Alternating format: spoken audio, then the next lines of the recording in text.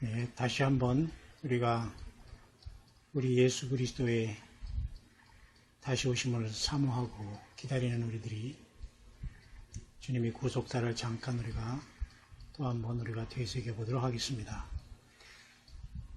하나님께서 우리 사람들을 다루시기 전에 또 창세 이전에 영원한 세계 속에 성삼위 하나님은 완전하신 분이고 완전한 하나님의 영광이 계신 것입니다. 그래서 예수님도 이 땅에 오셔서 아버지와 창세전에 내가 아버지와 함께 하였던 영화로서 이제도 나를 영화롭게 하소서. 요한복음 17장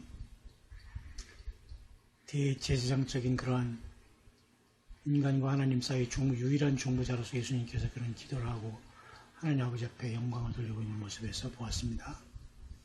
창세전에 내가 아버지와 가졌던 영광, 인간이 있기 전의 모습, 또 이런 격정의 인간의 히스토리가 이제 예수 그리스도의 장엄하신 구속사로 끝나고 이제 천년왕국을 기점으로 회복하기 시작해서 예루살렘 성과 새하늘의 땅으로 영원 세계가 다시 열리게 되는 겁니다. 그래서 이 시간 동안 이 시간이 이때 태초에 하나님의 천지를 창조하시니라 창세기 1장 1절에 시간도 창조되어 있습니다. 예수님께서 만드셨죠. 그 시간도 이제 이때 다 마감이 되고 그 시간 안에 있는 모든 피조세계는 인간 경작 6천년 속에서 천열매인 신부들이 추수되고 그 다음에 들러리와 그 주변에 친구들과 손님들로서 나머지가 다 추수된 다음에 천연왕국이 시작된 겁니다. 그래서 인간 경작의 6천년 하나님의 천열매의 가장 충실한 하나님의 아들들이 하나님의 보좌 앞으로 들림받게 되는 역사가 일어나는 것입니다. 그것을 이루기 위해서 하나님께서는 이방인 중에서 하나님은 특별히 모든 사람들을 하나님께서는 다루시고 있는데 특별히 이방인의 세계 속에서 하나님께서는 아브라함을 선택해서 이제는 유대인이라는 이스라엘 백성들, 택한 백성들을 하나님께서 다루기 시작합니다. 왜 이스라엘 백성들을 아브라함을 선택함으로부터 특별히 다루시기 시작하냐면 하나님의 아들이 땅에 육신의 혈통을 가지고 오셔야 되기 때문에 그런 것입니다. 특별히 이분들이 하나님 앞에 사랑을 입었다는 것은 예수님이 이 다윗의 혈통으로 오셨다는 복이 이 유대인들에게는 가장 큰 복이 될 겁니다. 결국 그래서 하나님께서는 하나님의 택한 백성들 속에서 그 유대인들을 택한 백성들과 같이 이제 거기서 이제 분리시키고 세상의 모든 사람들에게 구세주 예수님이 오는 통로가 되어서 여자의 후손과 뱀의 후손이 싸우는 것, 그 엄청난 그 전쟁이 바로 여기에서 붙게 된 겁니다. 이방 나라는 다 이미 사탄이 들어가기 때문에 전쟁할 것도 자시고 할 것도 없잖아요. 그래서 우리는 특별히 이것을 구속사라고 하는 겁니다. 그래서 예수님이 알파 오메가 처음과 나중이요 시작과 끝이 되는 완벽하신 하나님이시죠. 그 중에 특별히 나는 시작과 끝이라 하는 그렇게 말씀하실 때는 바로 구속을 인간으로 오셔서 그 피로 인간을 모든 죄를 사하시고 영원으로 인간을 그의 피로 용서하셔서 예수님의 생명으로 다시 태어나게 하셔서 데려가신 하나님 놀라운 역사가 거기에 담겨져 있는 겁니다. 문제는 우리가 급속도로 이제는 예수님이 이 땅에 오심으로 주님이 또 한 번 다시 이제 공중으로 오시며 지상재림의 시간이 급속도로 우주 만물에 돌아가기 시작하는 겁니다. 이 거대한 측량할 수 없는 은하계 속에서 티 한 개는 먼지만도 못하지만 하나님께서 이 별 아닌 별인 지구를 응시하시고 주시하시고 가장 귀하게 보시는 이유는 하나님의 형상대로 지음받은 저와 여러분들이 이곳에서 만들어졌고 또 사탄의 꾀임 빠져서 죄를 범했기 때문에 그 눈동자처럼 우리를 구속하시기 위한 하나님의 처절한 그리고 외절한 사랑의 그 모든 그 하나님의 사랑은 인간이 되심으로 십자가 지심으로 우리를 구속하시기까지 모든 것을 이루어 가시게 되는 겁니다. 그런데 결국은 다니엘 9장의 사건을 통해서 급속도로 세상은 마무리될 것을 이렇게 말씀해 주고 있는 거거든요. 보십시다.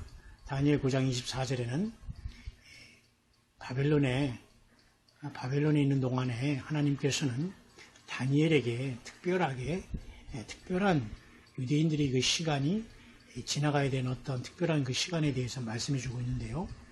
어떤 시간이냐면 그들이 하나님의 그 약속을 이루기 전에 그들이 먼저 어떤 혹독한 하나님의 어떤 시련 속에서 그 계획을 통과해야 될 어떠한 한 시간을 하나님께서 이제 공개를 하셨습니다.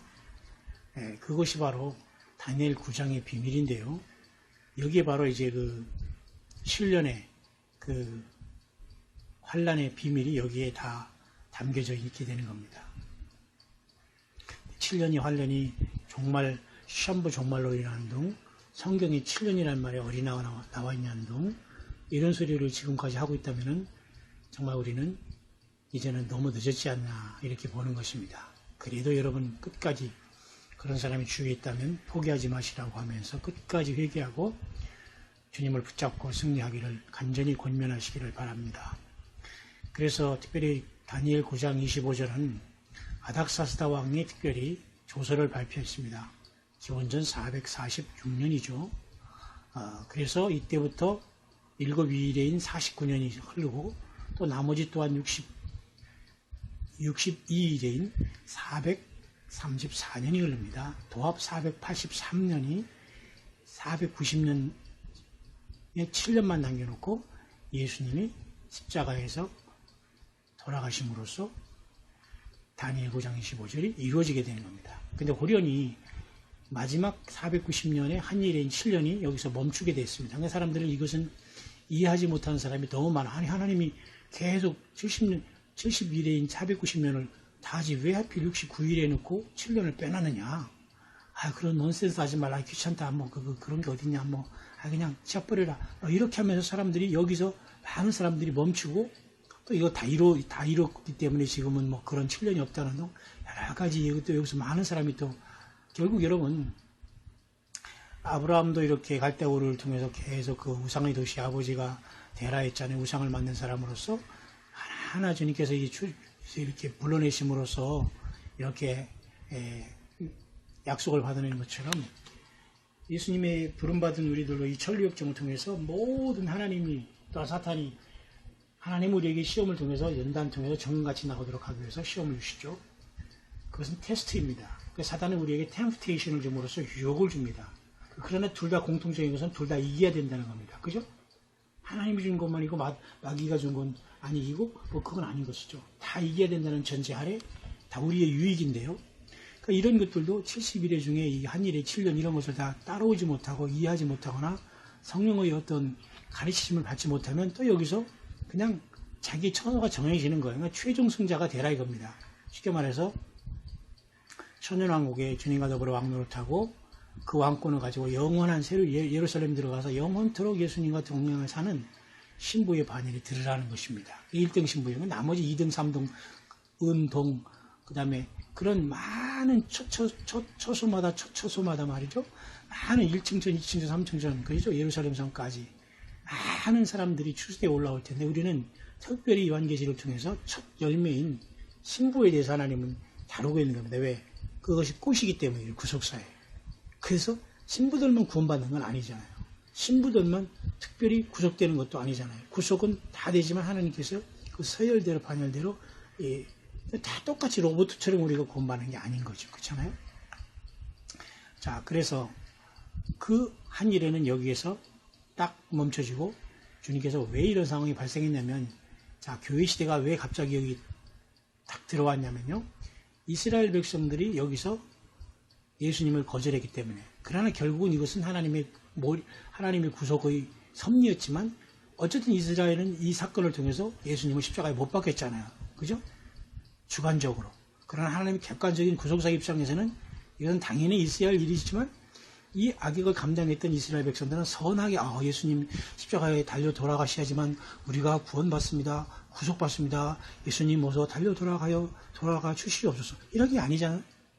그러니까 이들이 완전히 예수님을 죄인 만들고 하나님의 아들이라니까 참남하다면서 처참하게 죄 없이 오신 예수님을 죄 있는 처럼 십자가에서 달려 돌아가시겠단 말입니다.